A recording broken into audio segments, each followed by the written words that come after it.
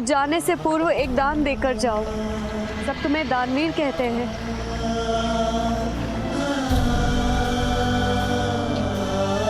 इतना वचन दे दो कर्ण, एक दिन मेरी प्रतीक्षा का अंत करने अवश्य आओगे।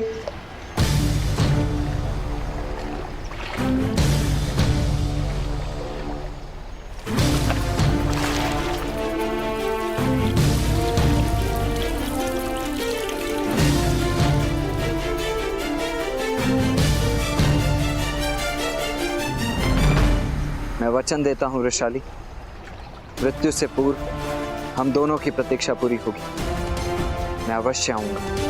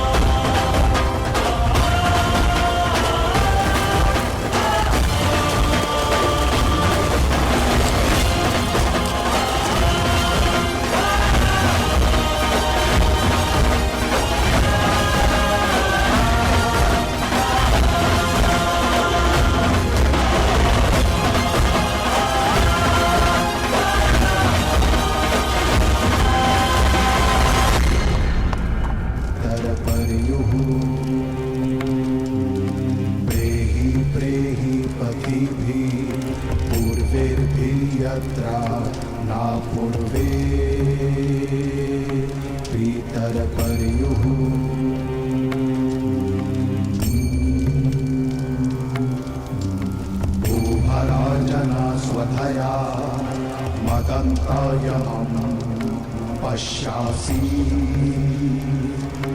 वरुणं च दिवम्। पुत्रों, अपने पिता की मृत्यु पर रोना कायरता नहीं कहलाता। जानता हूँ चाचा श्री, और मैं ये भी जानता हूँ कि रात को एकांत में ये अश्रु अवश्य आएंगे, किंतु मैं इस समय नहीं रो सकता। मेरा धैर्य ही मेरे अनुजों का बल है।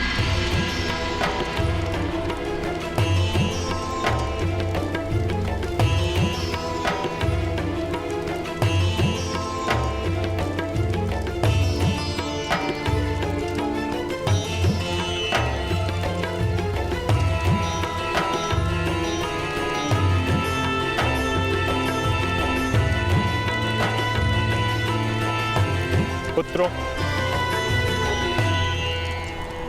अपने पिता की मृत्यु पर अश्रु नहीं बहाओगे? हम रोएंगे तो भ्राताश्री को लगेगा कि हमें उन पर विश्वास नहीं।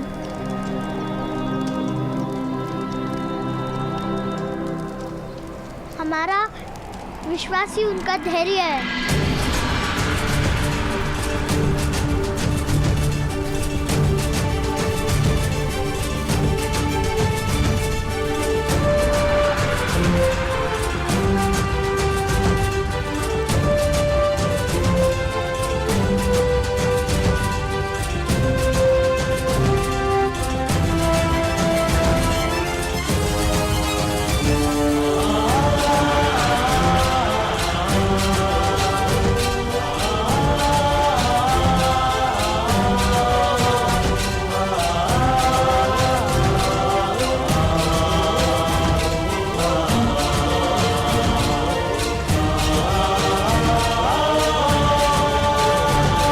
पुत्रों, तुम्हारा ये अटूट बंधन तुम्हें हर संघर्ष में सफलता दिलवाएगा। किसी भी स्थिति में कोई भी शक्ति तुम्हें पराजित नहीं कर पाएगी।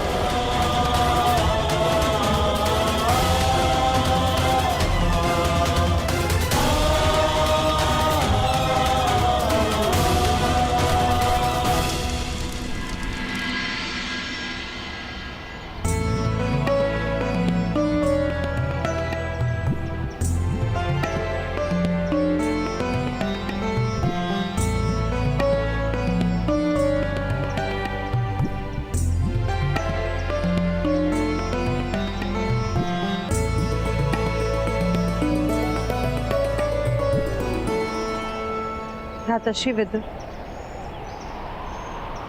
मेरे पुत्रों के हृदय में वनवासियों की सरलता है। राजनीति की कुतियों को किस प्रकार समझ पाएंगे ये? समझना पड़ेगा भाभीश्री। आपके पुत्र कुरुवंश के उत्तराधिकारी, कुरु राष्ट्र की प्रजा का उत्तरदायित्व है इनके माथे पर। और धर्म तो सदा सरलता में ही रहता है ना भाभीश्री। इसलिए हस्तिनापुर को आपके पुत्रों की आवश्यकता है।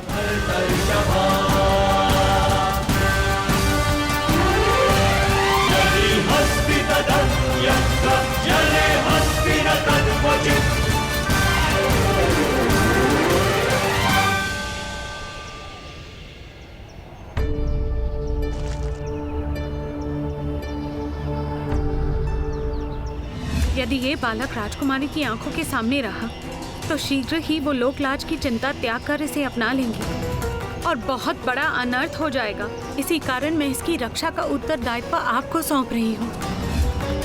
मैं प्रतिज्ञा लेता हूँ, इस बालक के विषय में मैं अपने मुख से कभी किसी को कुछ नहीं कहूँगा, कुछ नहीं कहूँगा।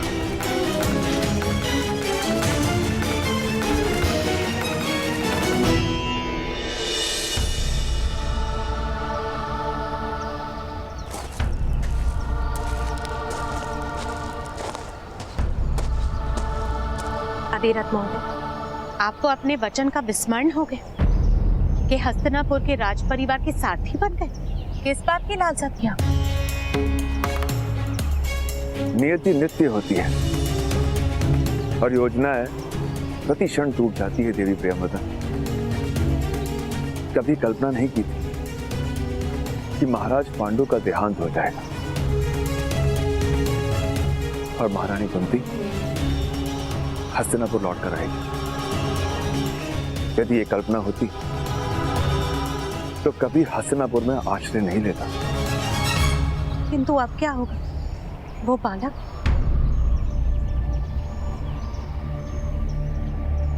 युवान हो गया है। मैंने अपने पुत्र कर्ण को उसके ही घर से निष्कासित कर दिया।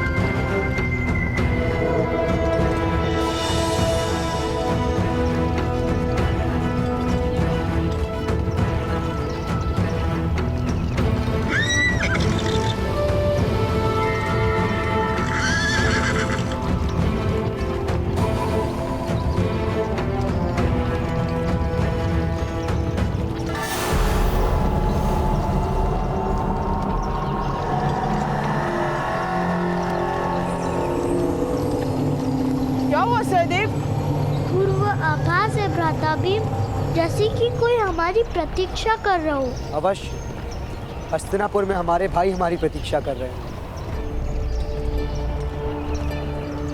और स्मरण रहे, आज के बाद हम केवल 5 भाई नहीं,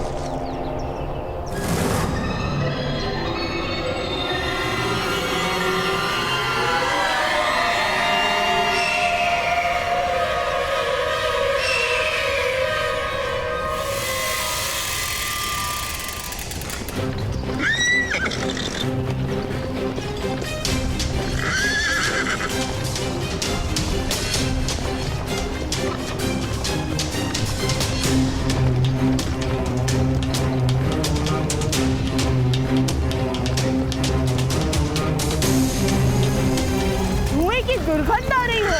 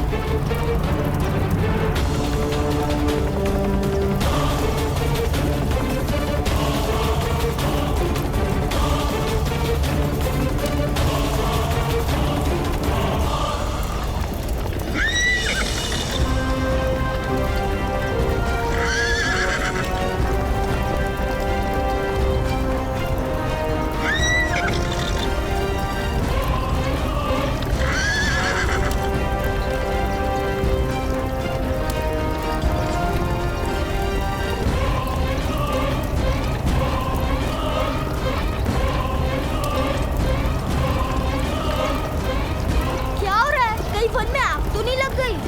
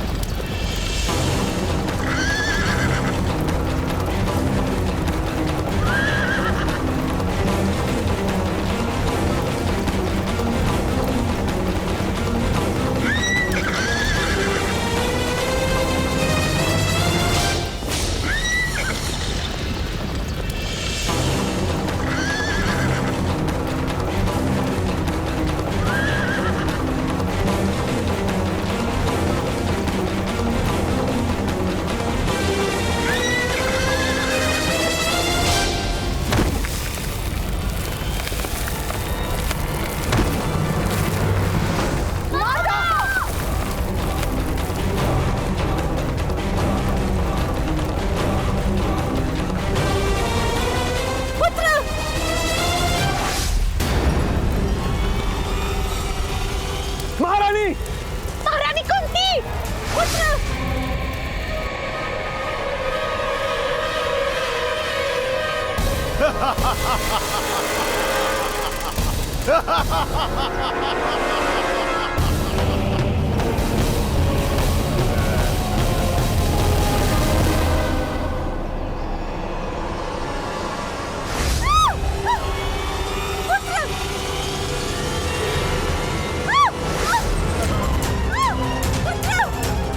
रक्षा करो!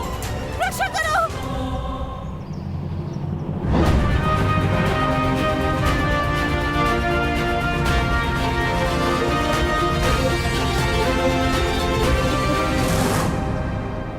रक्षा करो!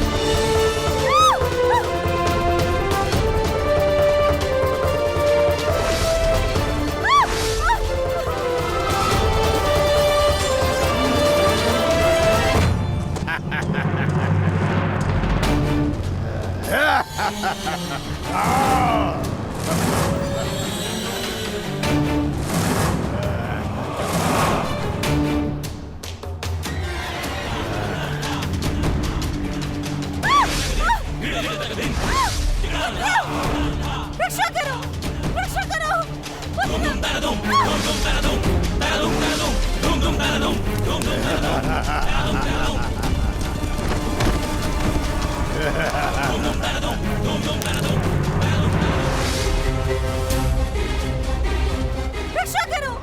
रक्षा करो! रक्षा करो!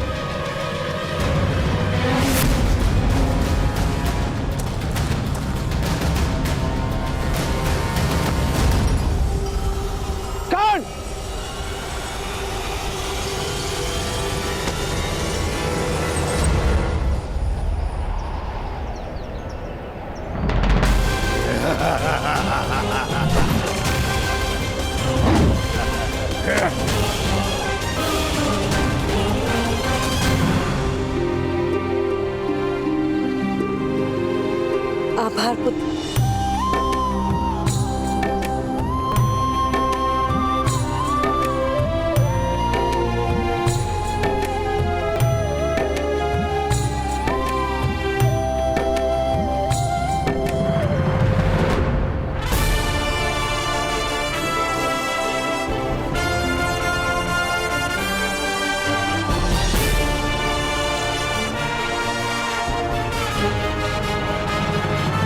ये सब माया।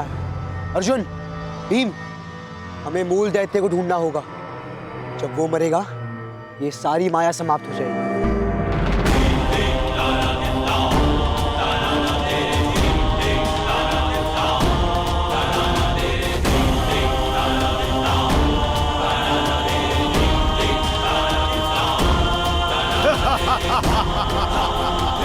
राक्षस की छाया की ओर देखो, केवल एक ही राक्षस की छाया भूमि पर गिरेगी।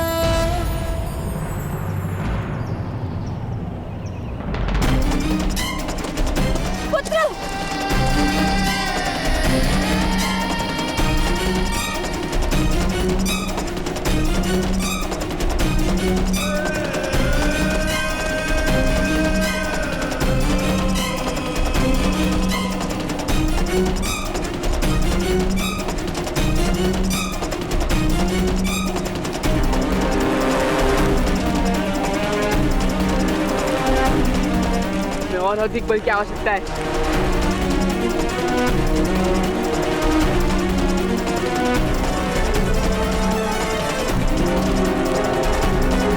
कोई मेरे पुत्र की रक्षा करो। तुम 5 भाई मुझे क्षति नहीं पहुंचा सकते। 5 नहीं 6।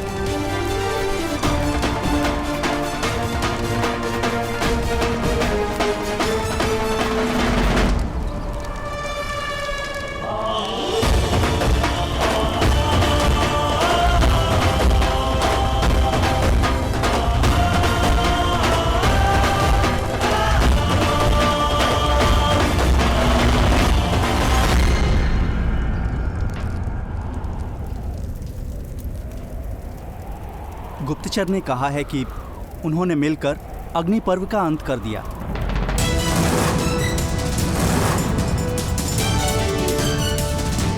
जाओ। असंभव! पांडव जीवित नहीं रह सकते मामाश्री। अब मुझे स्वयं ही उनका वध करना होगा। मूर्खता मत करो पुत्र। मूर्खता मत करो। जो भाई अग्नि पर्व का अंत कर सकते हैं, उनका वध करना इतना सरल नहीं होगा।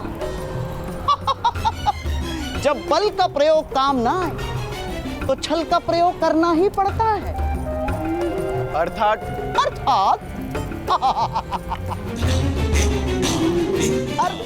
तो तुम शीघ्र ही समझ जाओगे पुत्र।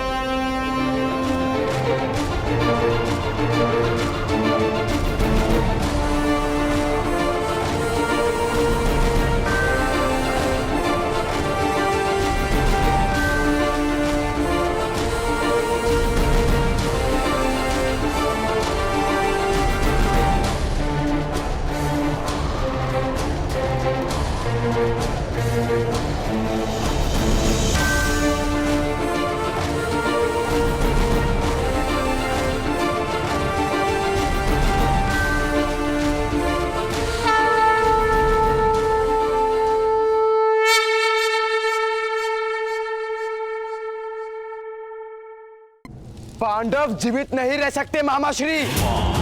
अब मुझे स्वयं ही उनका वध करना होगा। मूर्खता मत करो पुत्र। मूर्खता मत करो। जो भाई अग्नि पर्व का अंत कर सकते हैं, उनका वध करना इतना सरल नहीं होगा। जब बल का प्रयोग काम ना आए तो छल का प्रयोग करना ही पड़ता है। अर्थात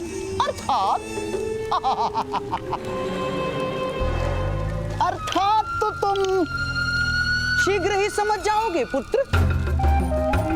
जीवन में मामाश्री का केवल एक ही सिद्धांत स्मरण रखना, सत्य कवच है और असत्य शस्त्र है। जब पराजय दिखाई दे तो सत्य के पीछे छुप जाओ, और जब अवसर दिखाई दे तो असत्य का प्रहार करो। समझ गए?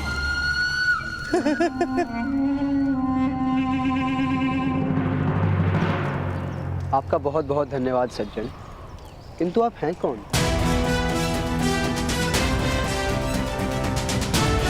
जो रक्षा करे उसे तो केवल रक्षक ही कहा जा सकता है। सहायता की है आपने, रक्षा नहीं की। मैं क्षत्रियों की सहायता नहीं करता बालक।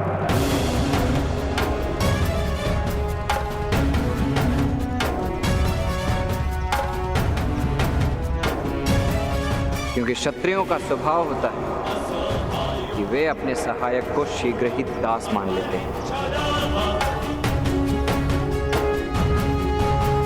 और दासत्व मेरा स्वभाव नहीं। हम वनवासी दासत्व में नहीं, मित्रता में विश्वास रखते हैं। और भीम अंतिम सहायता, जिसके बाद और किसी सहायता की आवश्यकता ना हो, उसे रक्षा ही कहते हैं। ज्येष्ठ भ्राता, क्या हम भाई मिलकर उस राक्षस का वध नहीं कर पाते? कर पाते, अवश्य कर पाते, किंतु कैसे कर पाते?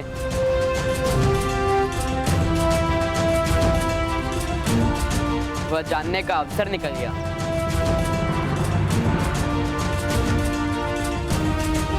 इसीलिए उचित होगा कि हम इन्हें रक्षक मानकर प्रणाम करें।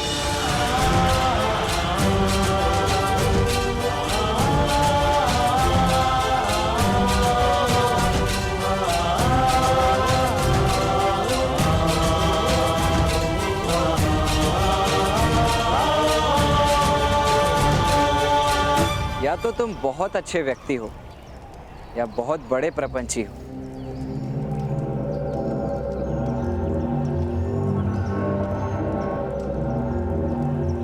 हमारे भ्राताश्री का अपमान मत कीजिए,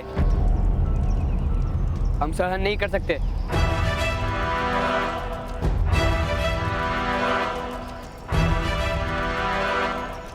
वास्तव में ये अपमान नहीं, प्रशंसा थी।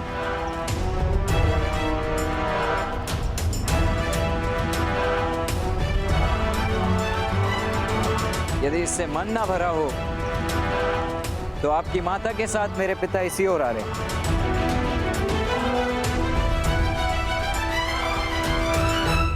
तो उन्हें बता दीजिए कि आपका पुत्र अपमान कर गया। वो दंड दे देंगे मुझे, क्योंकि मेरी माता और पिता के सिवा किसी और का आदेश और दंड मैं मान्य नहीं करता।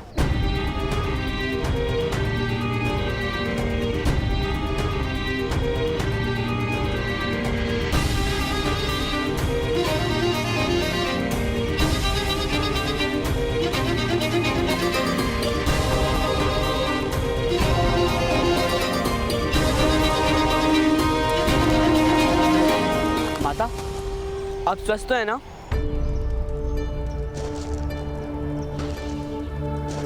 वो कौन था जिसने मेरी रक्षा की? कोई बहुत उद्दंड व्यक्ति था माता, शीश का अपमान किया उसने। किंतु बहुत बलवान था, कह रहा था कि वह इनका पुत्र है।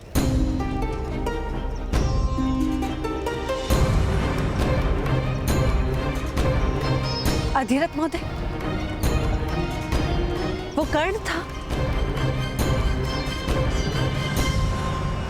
जी महारानी।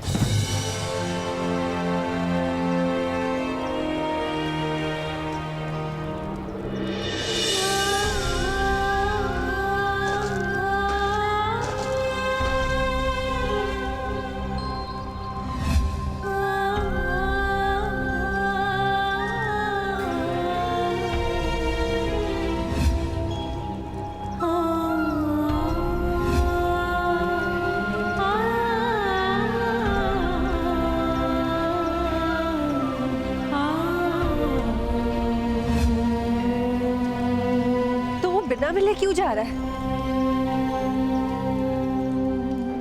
कर्ण! कर्ण! कर्ण!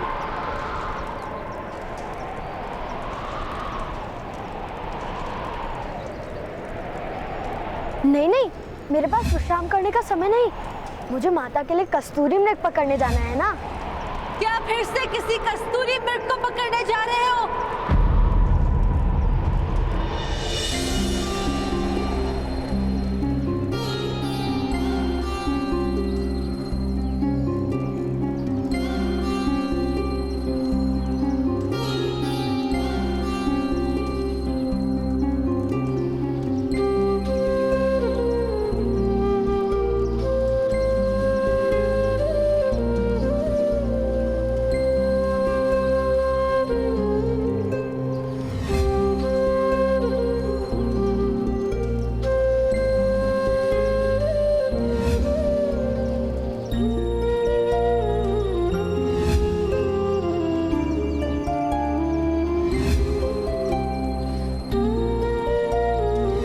मेरा स्मरण करोगे ना पुत्र?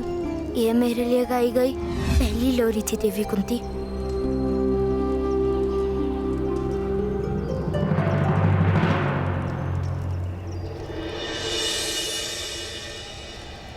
नहीं महारानी, कस्तूरी मृग सूतों के हाथ कब आते हैं? केवल कल्पना ही रह जाती है।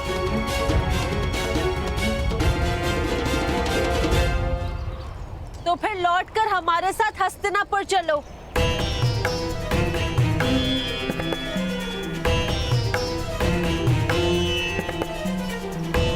नहीं महारानी,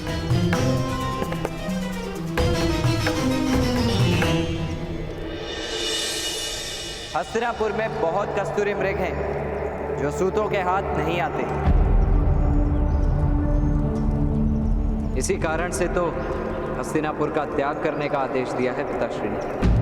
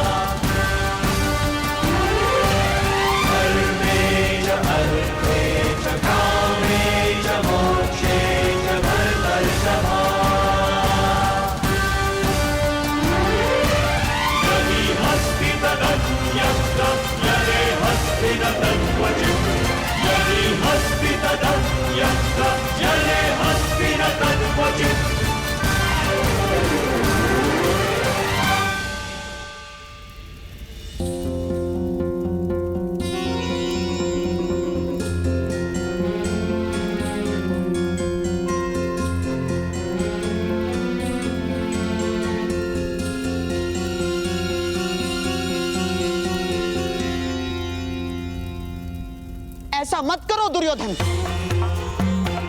मनुष्य का अवतार मिलना सबसे बड़ा सौभाग्य होता है पुत्र। जीवन में यदि सौभाग्य नहीं तो जीवन को सौभाग्य कैसे मान लूं मामाश्री? कोई वनवासी आकर मेरे पिता के सिंहासन पर अपना अधिकार जमा ले और मैं सारा जीवन उसकी सेवा करूं, ये अन्याय में कदापि सह नहीं पाऊंगा मामाश्री।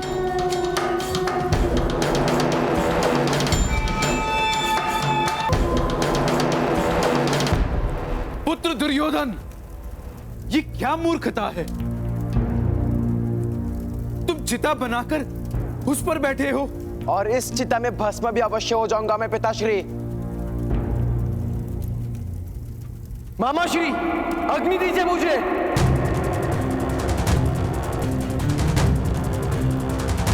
नहीं पुत्र, तुम्हारी मृत्यु का विचार भी मेरे लिए नरक यातना है पुत्र।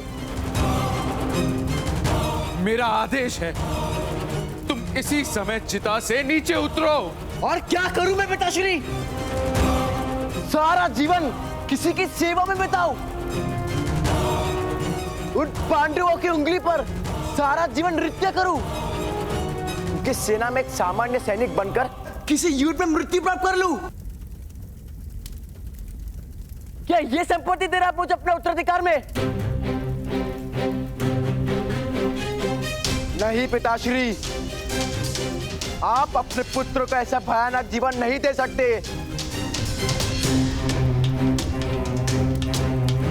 या तो मुझे युवराज बनाइए या मुझे मरने दीजिए।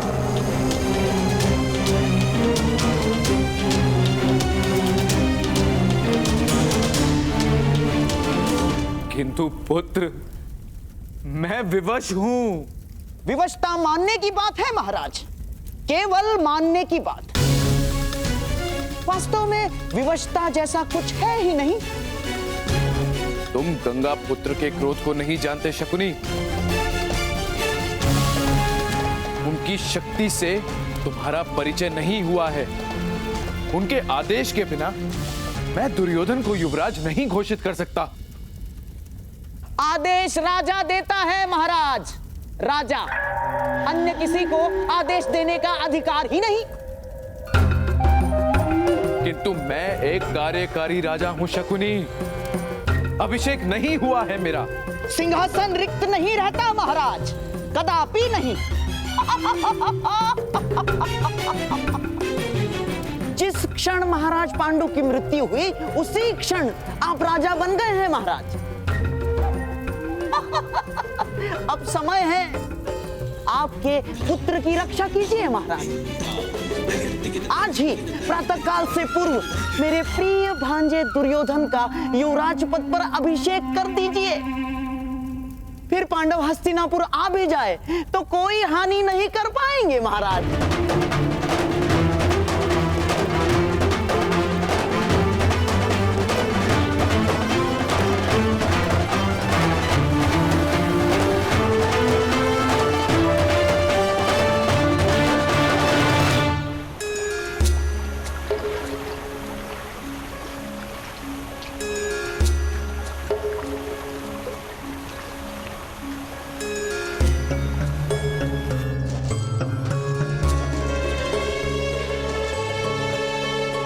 अधिरथ महोदय,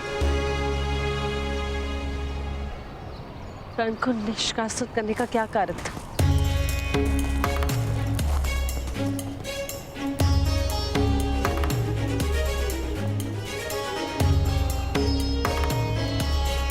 महारानी,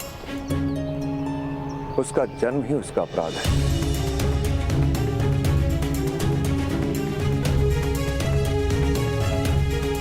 सूत समाज कर्ण का सामर्थ्य धारण नहीं कर सकता। अर्थात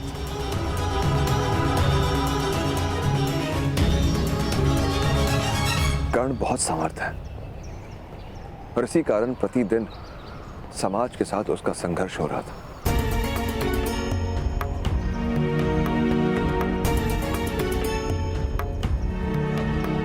छोटी जाति में सामर्थ्य श्राप बन जाता है महाराज। सामर्थ्य कभी शाप नहीं बनता अधिरथ।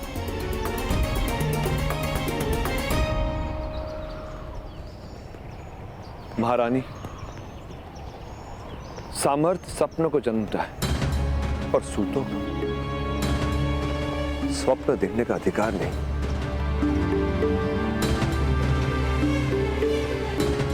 कर्ण शस्त्र उठाकर योद्धा बनने का स्वप्न देख रहा था। सपने से अपने संतान को जगाना पड़ता है, वास्तविकता का परिचय कराना पड़ता है और फिर अपने पुत्र को जगाने का कार्य माता पिता ही कर सकते हैं। कोई कारण नहीं कि कर्ण को वन में रहना पड़े। महारानी, अग्नि देह के भीतर हो तो जीवन मिलता है, किंतु देह अग्नि के भीतर जाए तो मृत्यु हो जाती है। सब अपने निश्चित स्थान पर है, यही उचित होता है। कर्ण का कल्याण वन में ही लिखा है। समाज में रहेगा तो सबके लिए संकट निर्मित होगा।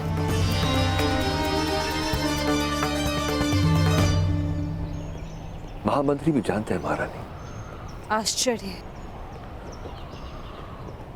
कि कर्ण की माता ने उसे किस प्रकार जाने दिया।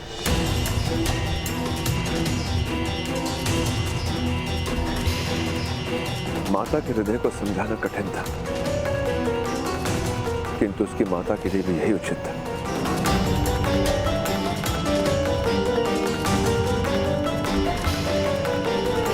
कि वो हस्तिनापुर का त्याग करें। मुझे क्षमा कर दो पुत्र।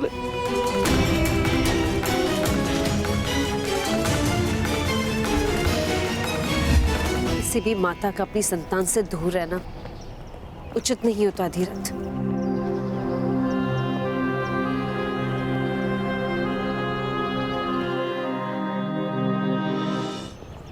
पुत्र युधिष्ठिर,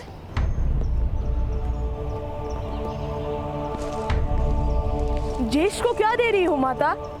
एक कार्य दे रही हूं, तुम्हें करना है? नहीं, मुझे तो भूख लगी है। कोई कार्य करने की शक्ति नहीं है मुझ में। हम सब साथ में भोजन करेंगे। युधिष्ठिर, अधिरथ महोदय के पुत्र को ले आओ।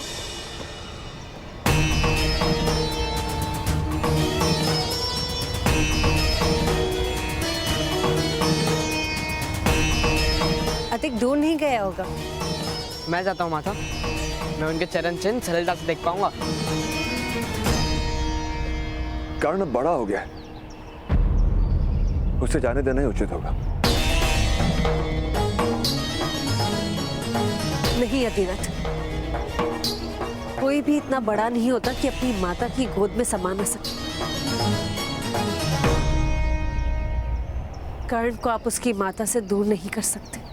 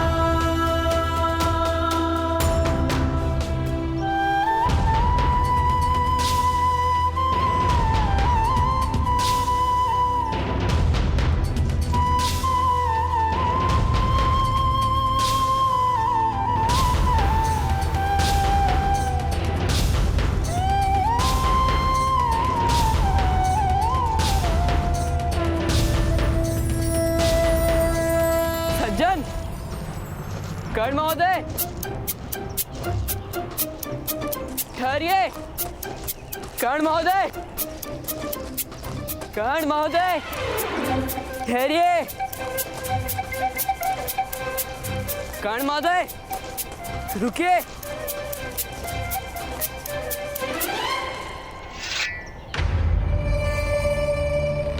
प्रिय बाण, रास्ता रोको।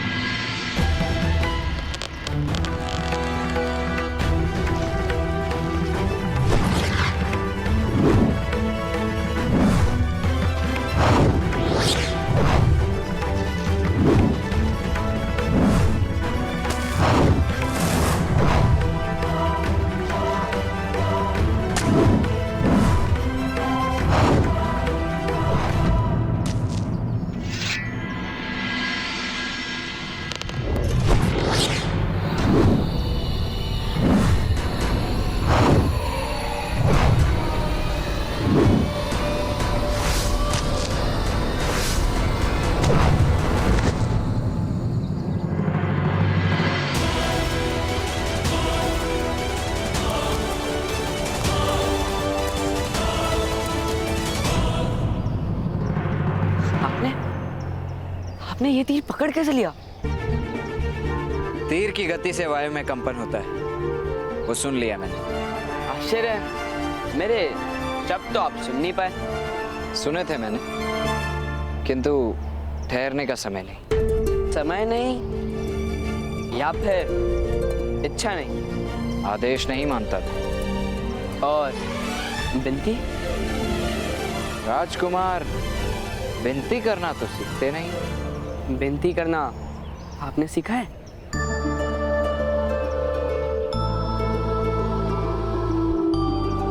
सीखा था, किंतु वन में प्रवेश किया उसी क्षण विस्मरण कर दिया। अर्थात आप वन के राजकुमार बन गए? नहीं, वन का सम्राट बन गया। वन की यही तो विशेषता है, यहाँ प्रत्येक जीव या तो सम्राट है या मृतदेह। इस समय तो हम दोनों वन में खड़े हैं, इसका मतलब हम दोनों सम्राट हैं।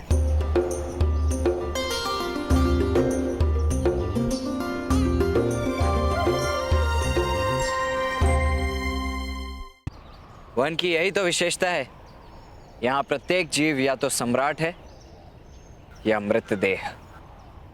इस समय तो हम दोनों वन में खड़े हैं, इसका मतलब हम दोनों सम्राट हैं।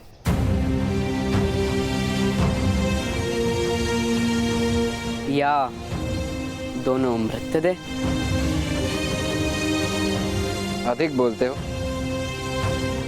मेरे अनुज शोण की भांति तुम्हारी भी जीवा पर अंकुश नहीं है।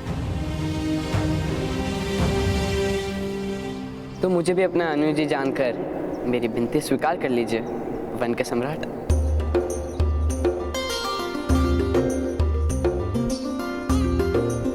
मेरी माता ने आपको बुलाया।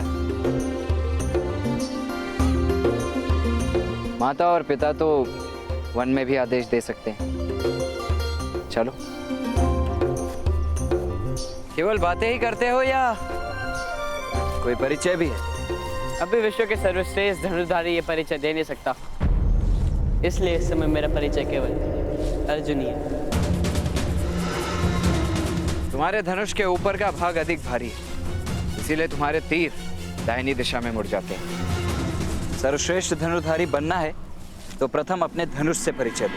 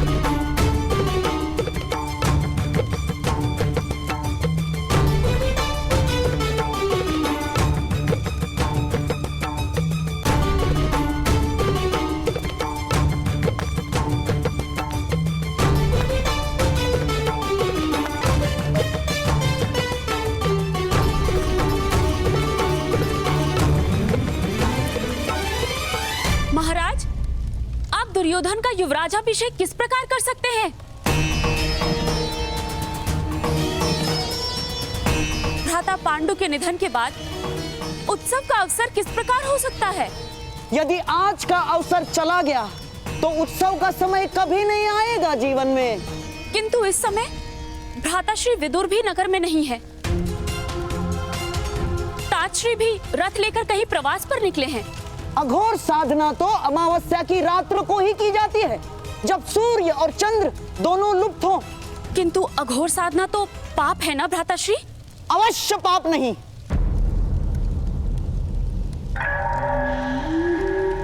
ना बहना, साधना तो सारी ईश्वर की प्राप्ति के लिए ही की जाती है। अघोर का मार्ग परंपरा से विरुद्ध है, अवश्य। किंतु एक बार ईश्वर प्राप्त हो जाए तो परंपरा का क्या मूल्य है?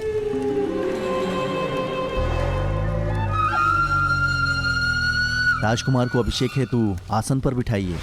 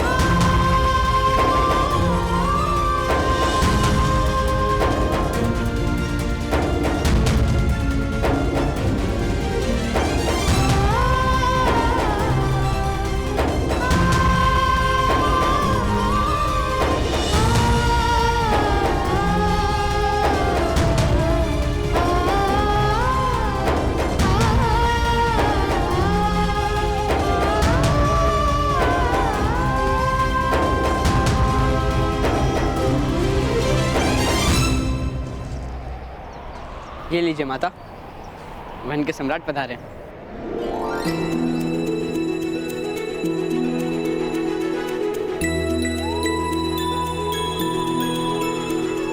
ये सम्राट नहीं है पुत्र। सम्राट के साथ तो बहुत अंतर रखना पड़ता है, बहुत कम समय के लिए। किंतु कर्ण के साथ बहुत निकटता प्राप्त हुई है मुझे।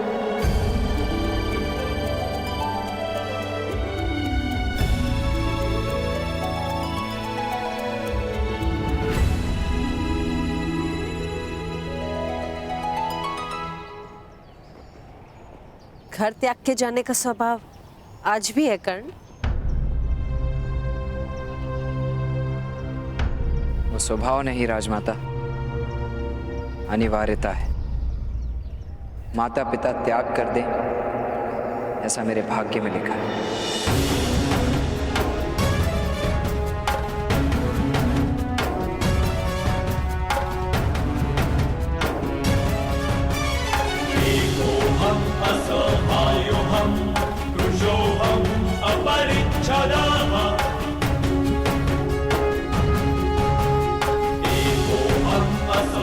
प्रणिपात राजमाता।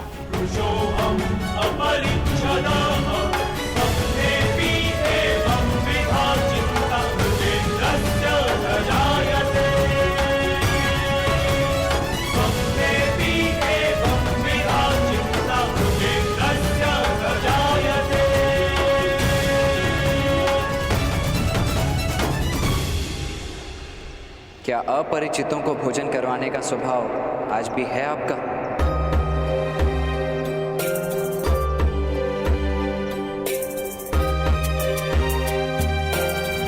तुम्हें भूख लगी है कर्ण? नहीं, माता ने कहा है किसी के घर जाकर भूख लगी है कहना उचित नहीं। जब किसी के घर पे अतिथि बनकर जाओ तो भोजन मांगना उचित है।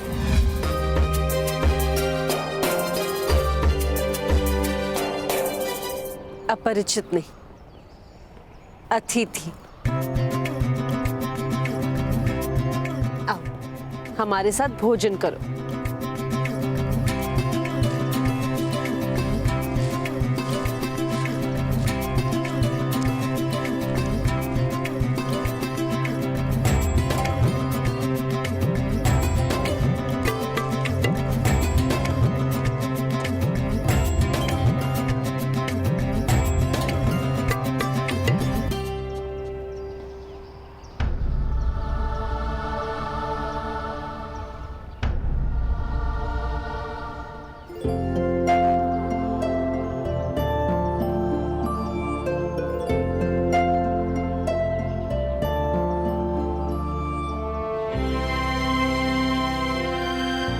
अब मैं बालक नहीं रहा राजमाता, और आप सन्यासिनी नहीं रही।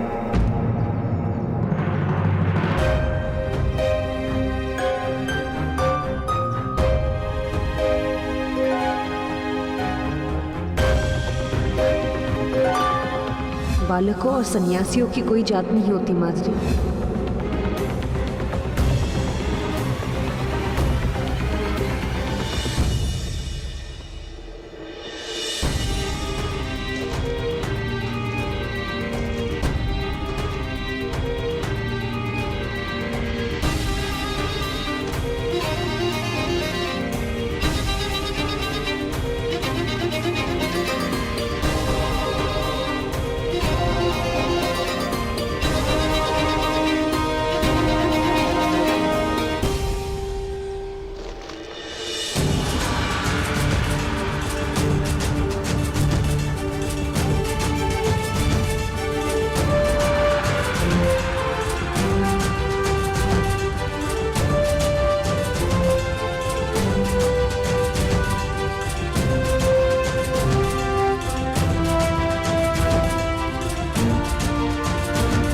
वन के सम्राट, क्या सामान्य वनवासियों को आपके साथ भोजन करने की अनुमति है?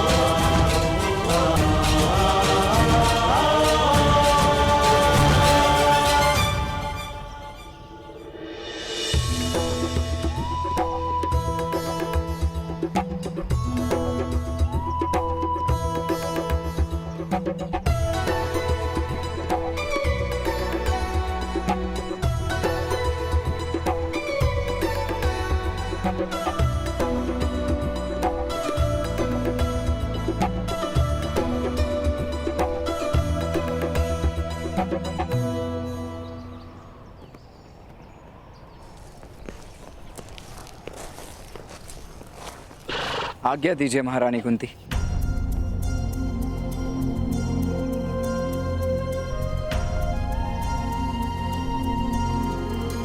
नहीं कर्ण, तुम कहीं नहीं जाओगे। तुम्हारा स्थान हस्तिनापुर में है।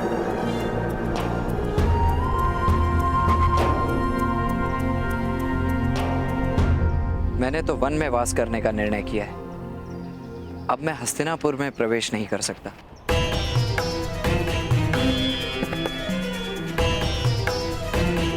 क्षमा कीजिएगा।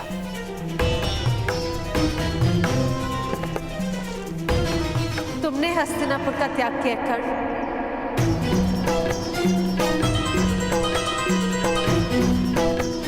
किंतु हस्तिनापुर ने तुम्हारा त्याग नहीं किया कर्ण।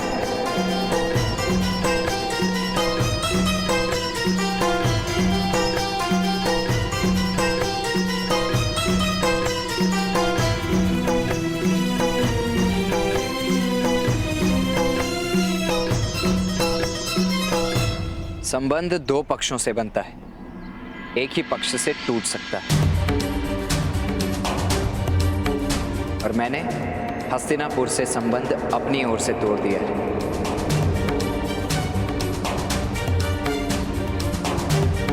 किंतु वास्तव में आपके पुत्र राजा बनने योग्य हैं।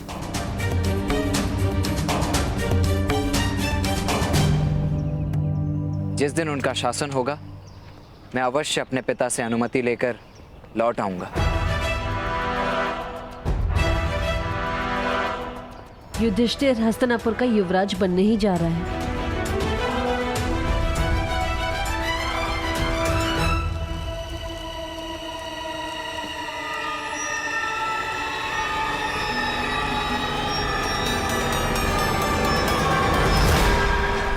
महाराज, आपसे विनती है, इतना बड़ा निर्णय लेने से पूर्व विचार कीजिए।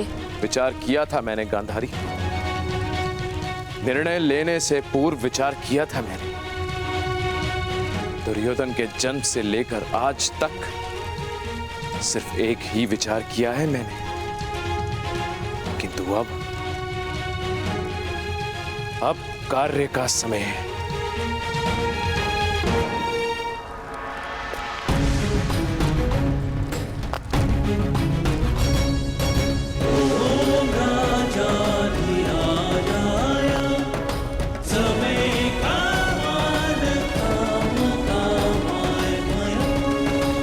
ठहरो धृतराष्ट्र।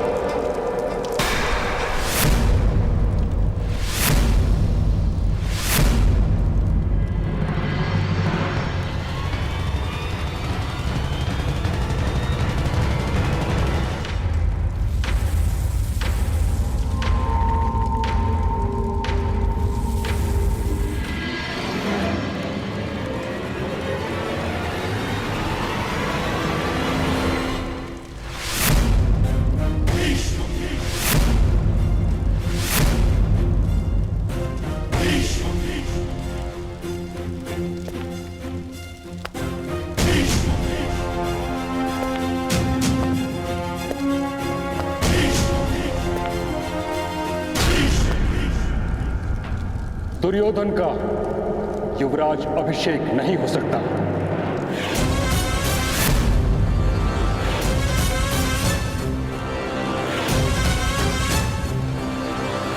महाराज पांडु का ज्येष्ठ पुत्र युधिष्ठिर अभी जीवित है। हाँ? किंतु महाराज, जो यज्ञ आरंभ हो गया है उसे रोकने का क्या अर्थ है महाराज? इस यज्ञ को आरंभ करने का अधिकार नहीं था तुम्हें धृतराष्ट्र। इस सिंहासन का अधिकार नहीं है तुम्हें। यदि यज्ञ आरंभ हो ही गया है तो युधिष्ठिर का युवराज अभिषेक करवा दो।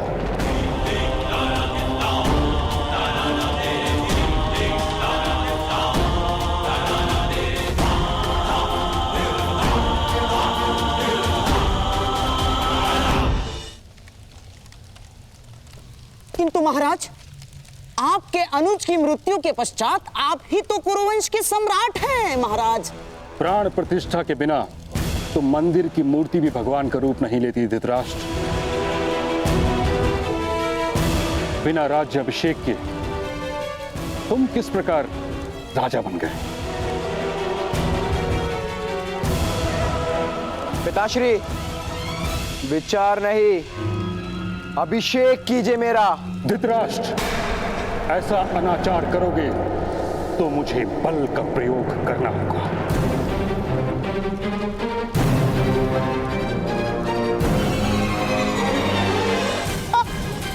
आप हस्तिनापुर के सिंहासन को समर्पित हैं महामहिम।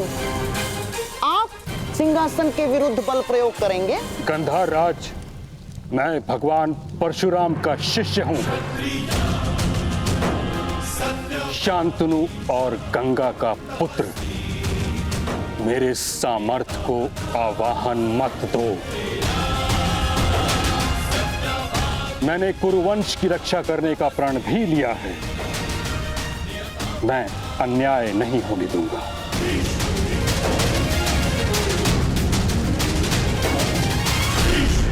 यदि धृतराष्ट्र मुझे हस्तिनापुर की रक्षा तुमसे करनी पड़ी तो मैं सज्ज हूं।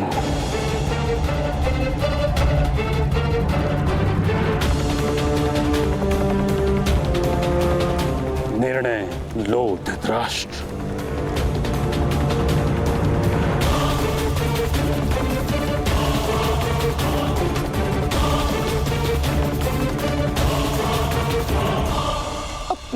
महाराज! परिहार, मुझे एकांत में ताच्छ्री से हस्तिनापुर के युवराज के बारे में चर्चा करनी है।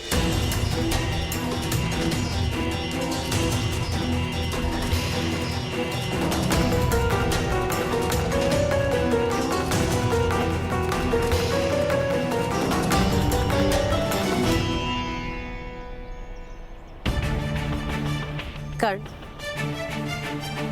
तुम्हारे पिता से मैं अनुमति ले लूंगी। अधिरथ,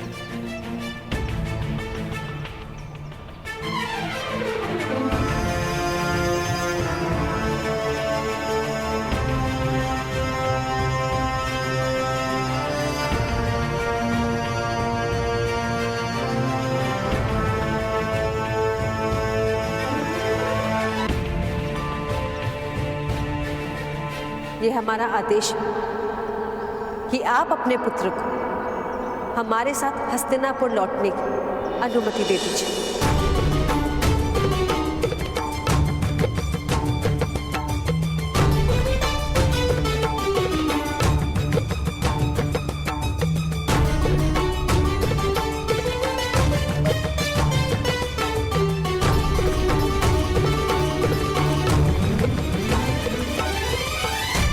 अवश्य महारानी। यदि कर्ण राजकुमारों का सारथी बनने के लिए सच है तो मैं अनुमति दे दूंगा।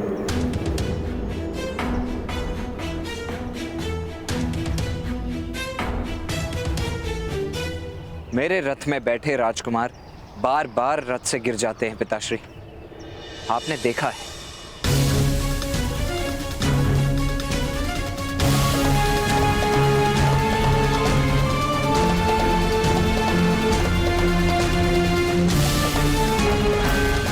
तो फिर सारथी मत बनो, मेरे पुत्र को अपना अनुज मानकर उनका रथ हाँको।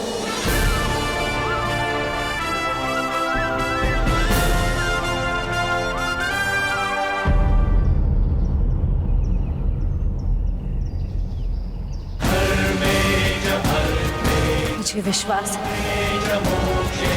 कि तुम अपने रथ से अपने अनुज को कभी गिरने नहीं दोगे।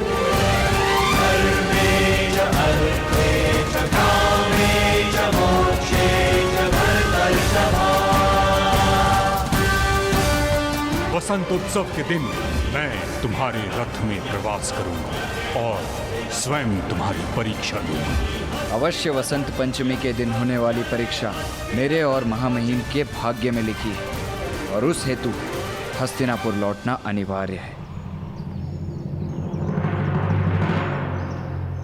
राजकुमारों में एक सूत का अनुज बनने की क्षमता कदाचित ना हो,